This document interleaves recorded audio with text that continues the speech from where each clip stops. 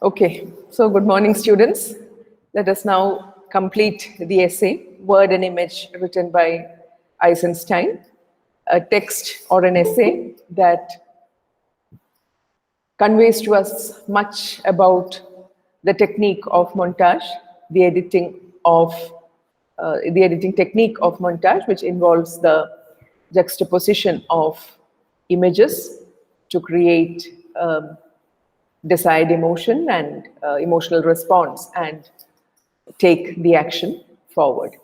We have seen it practiced in the movie that we have to analyze, Battleship Potemkin, in particular in some of the significant scenes like the Odessa steps sequence and also the last sequence, where the battleship is surrounded by the flotilla or the fleet of ships belonging to the Tsar's army, but ultimately the way in which they allow this ship to pass through as a kind of act of solidarity with the rebellious sailors on the battleship Potemkin.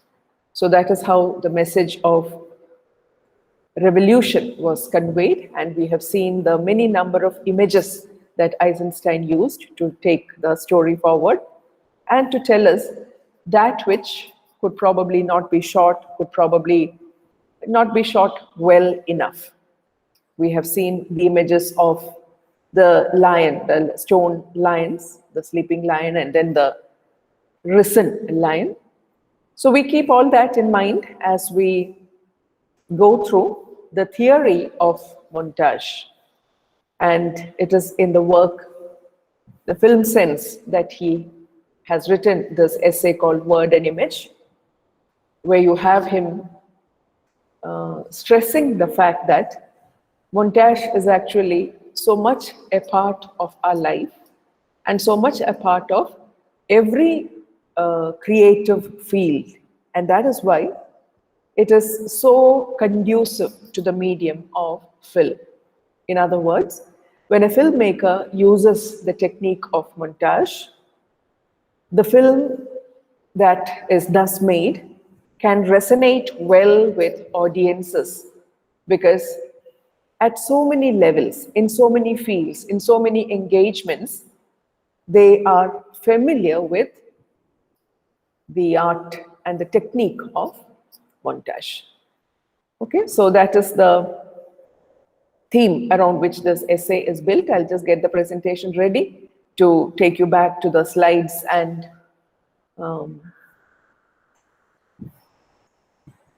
complete the essay.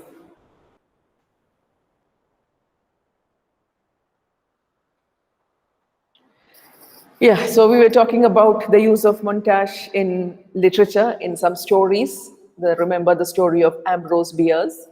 Then we talked about montage in riddles. It's a very integral part of riddles in portmanteau words. Therefore, in the works of writers like Lewis Carroll and James Joyce, you have this presentation of montage. Of course, they use different terms for it.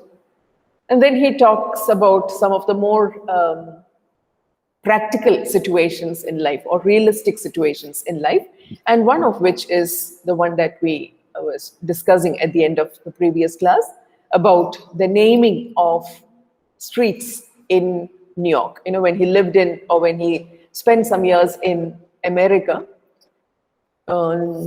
traveling through the city of New York, he often had a lot of difficulty in remembering the streets because they were named with numbers, unlike the streets that he was more familiar with in Russia, which were largely named after either a place or a person.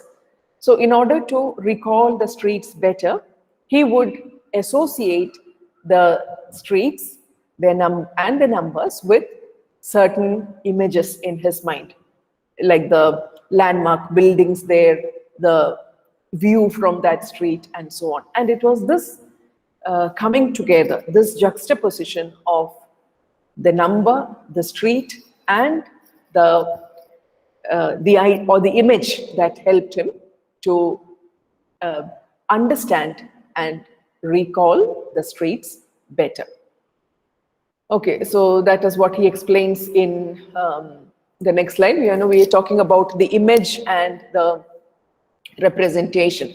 The representation is much more than the image. On the screen, you may see just an image, but it conveys so much more. It represents much more than the image itself. It's like saying that a word conveys so much more than what it stands for. We are familiar with the denotative and connotative meanings of words. A word may denote something, it may stand for something, it may directly refer to something, but beyond it, there are many other meanings that can be attached to the word, that the word can evoke all the connotative meanings. It connotes so much more than it denotes. It's exactly this that he says about the relationship between the image and the representation. Yeah, so he then takes us into the technique of montage. He says, in the process of remembering, he uses the instance of the street names and the images that he juxtaposed with the street numbers. In this process of remembering, there are two essential stages. The first is the assembling of the image, putting the image together, and the second consists in the result of this assembly, what comes as a result of this putting together, and how significant it is for the task of memorizing. It imprints itself on your mind, and that will linger long in your memory. And similarly, in a work of art, he was explaining that in the context of the real situation of remembering the names of streets. In a work of art, similarly, when you understand it in this dynamic manner, you realize that this processing of images is very much a part of any work of art. Processing of images and arranging them in the feelings and the mind of the spectator. It is this that constitutes the peculiarity or the uniqueness of a good, truly vital work of art, and it distinguishes itself from a lifeless one, an ordinary one. Again, I would like to remind you of the difference that the Russian formalists made between the poetic use of language and the use of language for prose, or the practical use of language, very much like what I. Richards had also explained with regard to the two kinds of meaning embedded in a word. So a bad or a mediocre or an ordinary work of art will not have this, this idea of this process of arranging images in the feelings and the minds of the spectators. And therefore, the spectator receives the represented result of a given consummated process of creation instead of being drawn into the process as it occurs. It is when it is done, when it is not done in that manner, that it just becomes a consummated process of creation. It's just images there, and the audience will not be affected by the representation of the images. So that is the difference between a good work of art and a bad work of art. In a good work of art, as the new critics say, irony, as or paradox, these are all integral to a good poem. It is in that conflict that the strength of the poem lies. Exactly what Eisenstein says here. So the image of a scene, a sequence of a whole creation exists not as something fixed and ready-made. It has to arise, to unfold before the senses of the spectator. And each spectator will have his or her own way of responding to it. So that is why it's a process of becoming. It is not being. It is not finished with the assembling of the images. It has this becoming effect in the audience. It evolves in the senses of the spectator. And it's not just in the craft employed by the filmmaker that you have this montage. Even the actor, a good actor who would be able to evoke in the mind of the audience the desired impression or emotion, will perform his or her task or art of acting in the same way. a character, it's not in the technique of the filmmaker alone, but even in the way the character or the actor emotes and performs the role of the character.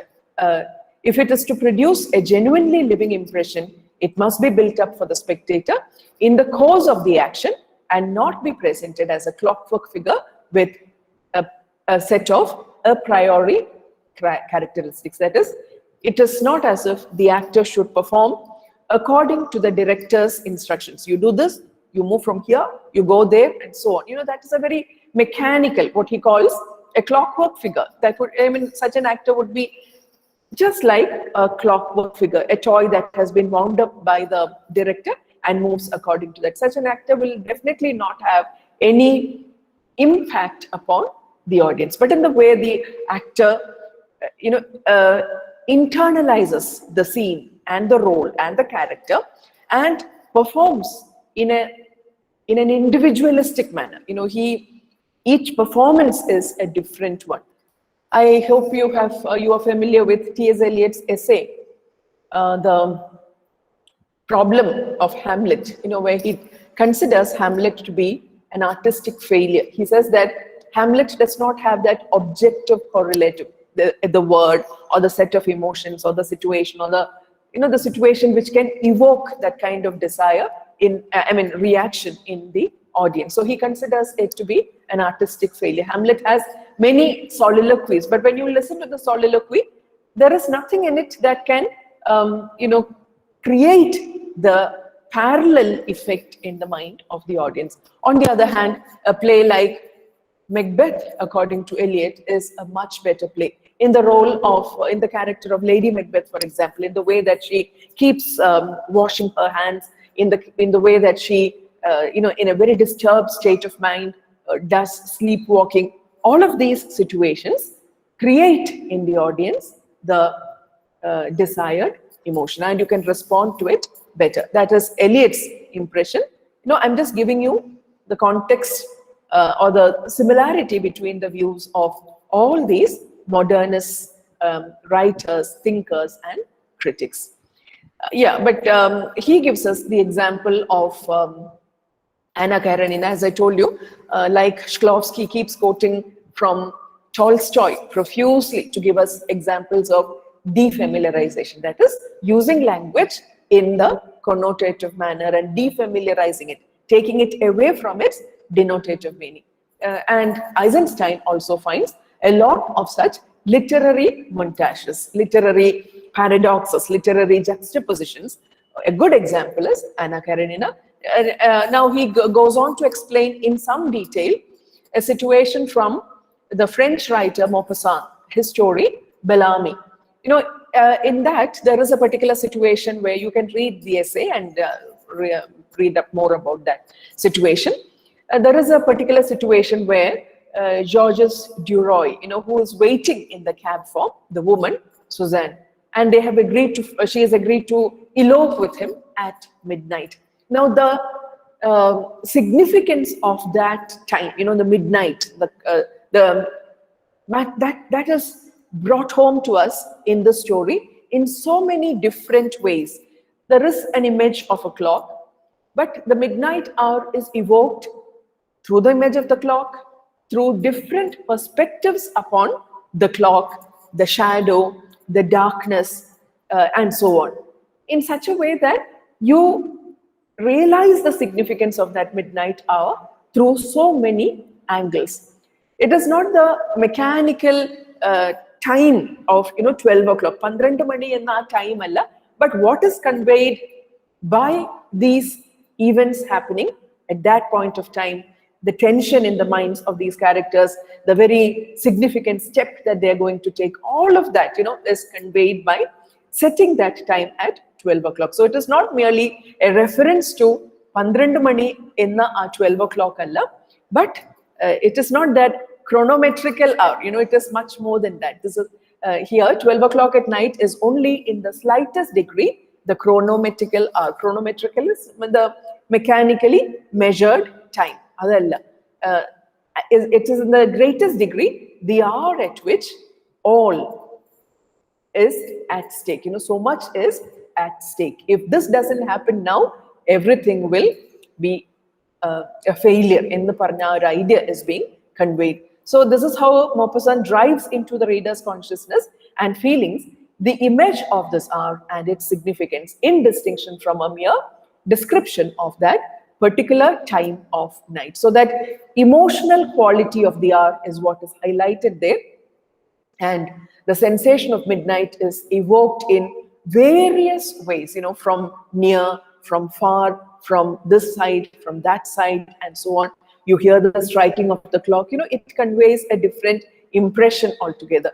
In film, this would again be, it's almost like taking a long shot, a medium shot, a close-up shot, a wide-angle shot, and so on. You can find this cinematic technique in the novel of, in the work of Maupassant. That is Eisenstein's contention. If his intention had been to merely convey the information that it was 12 o'clock, he would scarcely have resorted to such a polished piece of writing. So his intention is to take you beyond that information. 12 mani aayi ennulla oru concrete information tharanalla, but to convey the impression of that hour and the significance of that action happening at that point of time. And he says, he gives us an example of a movie that he had made, October in the movie, which came after Battleship Potemkin, in which again, October is a movie made based on the revolution, the 1917 revolution. And avade, you have the fall of the provisional government in Petrograd, in that Petrograd in the Sthalatha, our time. They use this technique. There is a clock which refers to the time in Petrograd, in Russia, at the time that the revolution was happening. Pakshe, to convey again the uniqueness of that moment of time, its significance in history, and the way it would impact the life of people, not just in Russia, but all over the world. What did they do? They chose the images of clocks. He happened to see a clock in a hotel, which seemed to convey, or which conveyed the time of, the time in, there were different clock phases which conveyed the time in different cities of the world. The Paris time, the London time, the New York time, the Chinese or the Shanghai time, and so on. So in October, very significantly, it was not just the Russian time. Along with that, they show the clocks in different parts of the world that is seen on the screen. It is not so much to convey the fact that when it was 12 o'clock in Russia, it was 8 o'clock in London, in the Kanikanalla, but to highlight the uniqueness of this moment in history and the way it would affect the destiny of people all over the world. So that is how he gives us an example of using a clock not to convey information, but to convey an impression. And very importantly, he says, a montage, earlier he told us about the performance of the actor. It is not just through the arrangement and the assembly of the shots alone that you can create a montage. You can have this montage effect in a film. You can find it even in the performance of actors. And he gives us the example of a fine thespian or actor like Charlie Chaplin. Even though his performance is shot entirely from a single setup, the camera may not be moving at all. You do not have many shots there. You have just one long shot being taken of this person's movement. But in it, there is a kind of montage in the way he moves, in the way he incorporates so much in every gesture of his. So adilum montage undu ennan parayunnathu. So what his face conveys may be different from the way he moves. He may be moving about in a very frisking and very brisk manner, but the expression on his face may be a very disturbed one, a very sad one, and so on. That is an example of montage, and you can see that in the case of a brilliant actor like Charlie Chaplin. Then he takes us to another medium. Till now, he's been engaging us with instances from literature. Now he says, look at the field of painting now, and he gives us the example of a painting done by Leonardo da Vinci. It is called The Deluge. More than the painting, Da Vinci was a person who would write very voluminous notes about many of his compositions, because he was that kind of a person. He was an engineer, he was a sculptor, he was an artist, and he was a scientist too. So there was a great deal of scientific precision and things like that in whatever he did. We're familiar with the image of the Vitruvian Man and so on. And to everything he would give detailed explanations. And this is just one part of, or one shot of that series of paintings called The Deluge, and in which you have the painter giving us very detailed notes. The lengthy description, you have everything being described, the water, the land, the winds, the heavens, everything, and it is not just a chaotic description, says Eisenstein. It is executed in accordance with features that are characteristic of the temporal than the spatial arts. Painting is normally a spatial art. That space occupy cheyyunna oru karyamanu. But when you read the notes of Leonardo da Vinci, you realize how it has a temporal dimension too. Samayatthilum adoru dimension undu. Adayathu, this painting is not just something that you can see on a canvas, but it can evoke in you what happens during this deluge on land, on water, in the skies, and so on. Angane oru temporal quality adile konduvarunnu, and that is very clearly indicated in the notes written by Leonardo da Vinci. So it's a brilliant example of how apparently static simultaneous coexistence of details in an immobile picture is applied to create that temporal quality. So space and time ennulla rendu different concepts coming together. A brilliant example of montage. So he explains that before the inner vision, before the perception of the creator hovers a given image, emotionally embodying his theme.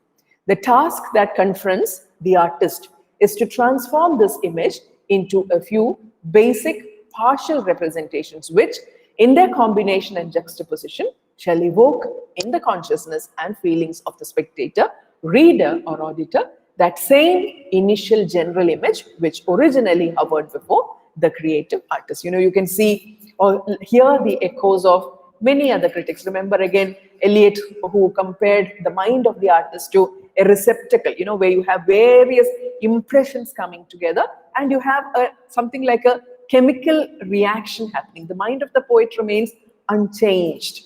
It is a catalyst which triggers this reaction of all the impressions, not just what he has seen, but what he has heard down the ages, and together something new is created. That was Eliot about the art or the creation of poetry.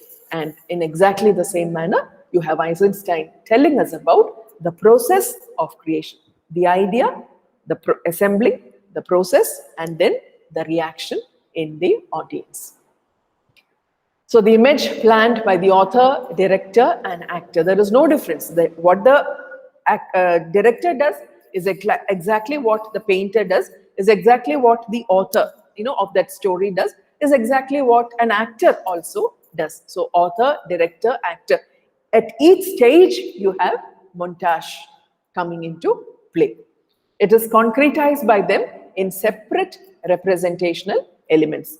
The author in the script, the director in the action that he decides, and the actor in his or her own performance. So all the image planned by the author, director, and actor is concretized by them in separate representational elements, and it is assembled again in the spectator's perception. So this is the final aim of every artist's creative endeavor. He gives us more examples. I will not quote all those examples. You can read the essay. Please do read it. As I told, it's a very long essay, about 60 pages. But a lot of it is examples. We've already seen plenty of examples. Now he quotes from another Russian writer, Gorky. And, Gorky had at one point of time in one of his works talked about the challenge that is faced by writers to evoke the desired emotion in the readers. And this is exactly the challenge that a director faces when he or she makes a movie too.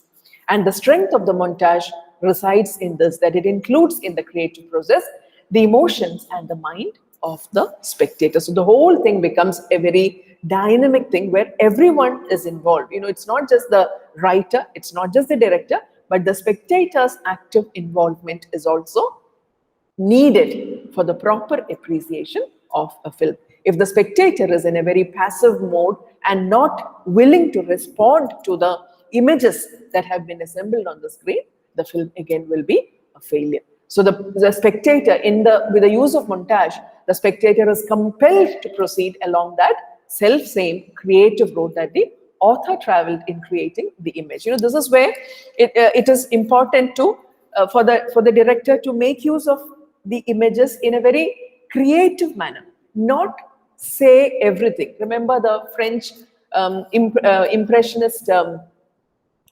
statement made by Baudelaire. What is that? To name is to create, to suggest is to create, to name is to destroy. When you suggest, you are creating something. When you name it, when you give everything, all that is needed, then there is nothing more for the listener to grasp. Heard melodies are sweet, but those unheard are sweeter still. It is exactly the same principle that is being conveyed here. Everything should not be explained by the author in a very documentary manner. Everything should not be presented by the director in a documentary manner, because in that case, there is nothing left for the audience to imbibe, to work upon, to ponder over. That difficulty, as the Russian formalist said, Ashkelovsky said, that process of perception has to be a difficult one. It must be an impeded one. You must encounter some challenge in gaining the meaning of what you see on the screen. Otherwise, you might as well make a documentary movie. You know what a documentary movie is like, right? It just conveys the truth. There is nothing that is suggested there. It just names, it just shows, it just screens the reality. Whereas in a work of art, it's like the difference between a passport size photograph and a kind of very artistic image, the kind of image that you would probably like to put up on Instagram, for example. You would not ever post your passport size photograph or your Aadhaar photograph. These are things that show things in reality, documentary. Whereas in the others, there's so much that you want to convey. You want to create the impression that this is what you were feeling and that this kitten or this flower had that kind of impact upon you. There is a lot of composition that goes into the Instagram images, unlike your Aadhaar photograph or your passport size photograph. So the spectator not only sees the represented elements of the finished work, but also experiences the dynamic process of the emergence and assembly of the image, just as it was experienced by the author. And to explain this point better, what I just told you about the Aadhaar photograph or the passport size photograph, in films, he says, I would call that the affidavit exposition. What is an affidavit? Affidavit is a legal term, like it's a document which conveys the truth. Satyavangmulam ennu parayunnu, adanallo affidavit. It is something that you present in a court saying that this is the truth. Ningalde bhagathulla satyam idana ennullathu. And that is the kind of effect you get in films where the director says everything and leaves nothing for the audience's imagination. So the opposite of montage is the affidavit exposition. It would be, the non-montage, and he gives us idvare parnittulla examples. Look at Leonardo da Vinci, the Deluge anengilum, ivarude film aaya October layanam. An affidavit exposition would not have taken into consideration the various aspects that Leonardo da Vinci brought into his notes. The dial just of that time which happened in Petrograd, adu maatrame kanikkumayirunullu if it was an affidavit exposition. At 8 o'clock, the rebels went out onto the street. Information, just as it would be in a documentary film. Adineyana Eisenstein affidavit exposition ennu parayunnathu. It is what he considers as the opposite of montage. And such an approach conveys very plain, uninteresting documentary information. It is like reading a newspaper and reading a novel. ഒരേ വിഷയത്തെക്കുറിച്ച്, like think of the very famous example of the Titanic. Ada eppurum njan evoke cheyna or example. You can have a lot of documentary evidence about the Titanic. Ada engane undaki, eppodu undaki, who were the passengers, at what time did it set sail, when at what angle did it hit with the iceberg, when did it start sinking. Inganeyulla kore factual information the newspaper report may give you. But when you have a film based on it, you see a different perspective altogether. You have a non-documentary, non-affidavit kind of presentation. Other than a montage it is not raised by means of art to create exciting force and emotional effect. As affidavit expositions, these examples would all be, in film terms, representations shot from a single setup. Adu madiri aayirikkum if it is an affidavit montage. So that inner creative excitement which is evoked in the mind of the spectator is what distinguishes a good work from a bad or a mediocre work. He goes on to tell us more about the montage and the actor's performance, how the actor modulates his performance or her performance in such a way that it can make the right kind of impression on the audience. And to highlight that further, he takes us back to literature, gives us an example of from the Russian writer Pushkin. Pushkin's narrative poem Poltova. And again, you have something like, remember the haiku that I had quoted at the beginning of this presentation. Anganeyulla or scene is again brought, there is a scene. It's almost like a film script madriyana ee Pushkin idu ezhudiyirikkunnathu parayum. You have that kind of visual representation in the poem. A priest in cassock black was praying, and onto the wagon was being lifted by 2 Cossacks and oaken coffin. In each line, as in a haiku, you have an image which, when put together, creates a different impression altogether. Another example from the same work from Pushkin's Poltova. But no one knew just how or when she vanished. A lone fisherman in that night heard the clack of horses' hoofs, Cossack speech, and a woman's whisper. See, so many different things. The lone fisherman, then the clack of horses' hoofs, the Cossack speech, a woman's whisper. Put together, you know that there is something secret that has happened there. At midnight, again, somebody had eloped. Very objectively expressed representations come together in an emotionally expressed, unifying image, which is distinct from the perception of the separate phenomena. When you look at it in separation, each thing does not convey much. But when you put them together, something new is created. So Pushkin's writing is a very good example of montage. Then he gives us examples from other writers like Shakespeare, Milton, Keats, Shelley, Victor Hugo, and Pushkin again, of enjambment. Enjambment is a technique where you have this the continuation of the sense beyond the end of a line. It runs on into the next line, the running over of a sentence from one line into another. He gives us examples from all these writers and specifically from Paradise Lost. You can find that Paradise Lost again is an epic which has a great deal of montage that has gone into it. You can experience the audio-visual distribution of images in Paradise Lost, in the sounds that are evoked there, in the images, in the descriptions, and so on. And again, you have many lines from Paradise Lost quoted in this essay to prove that point. Then he finally, I think he gives us the example of the Russian poet Mayakovsky. I think we'll stop with that. Mayakovsky's lines. Again, it's almost as if he's working in shots when he writes the poem, Emptiness. Again, very much like a haiku poem. Wing aloft, into the stars, carving your way. 3 distinct, lines, each one separate from the other. But when you place them together, you experience something new altogether.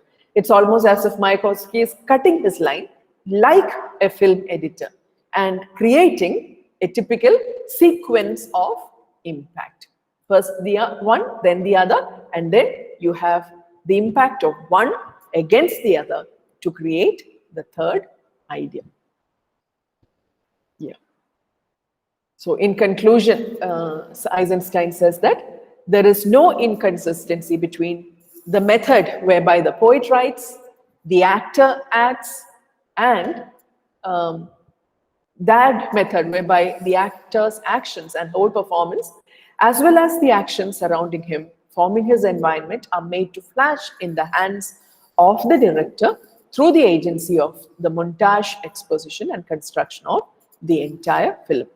At the base of all these methods lie in equal measure the same vitalizing human qualities and determining factors that are inherent in every human being and every vital work form, art form. As I told you, montage is, he says, a very universal phenomenon. It's something that everyone experiences in life, in art, and therefore it is one of the best techniques that can be employed by the filmmaker to take the story forward. Workers in the art of film should not only therefore study play, it's not only the technique of capturing an image on camera and then presenting it on screen. They should expand their horizons and give equal attention to mastering the subtleties of montage creation in all cultures. The more they understand the way montage works in literature, in painting, and in life in general, the better will they be able to perfect the art of montage on screen or in the filmmaking studio. So this is how Eisenstein brings together these different fields of creative enterprise and tells us how montage is so integral, and thereby he inspired filmmakers who came after him to experiment with shots and to put together things that would never be explained well or conveyed well if it had not been shot through the juxtaposition, or if it did not involve the assembling of heterogeneous shots. So it is the birth of a new film language that Sergei Eisenstein initiated through his films and through essays like this. From this point onwards, the way films were made was different. We might not be able to respond to this as his own audiences were, because at that point of time, it was novel. For us, it is old. For us, it is cliched. But let us remember, this is where it all began. Okay? Right. It's almost time.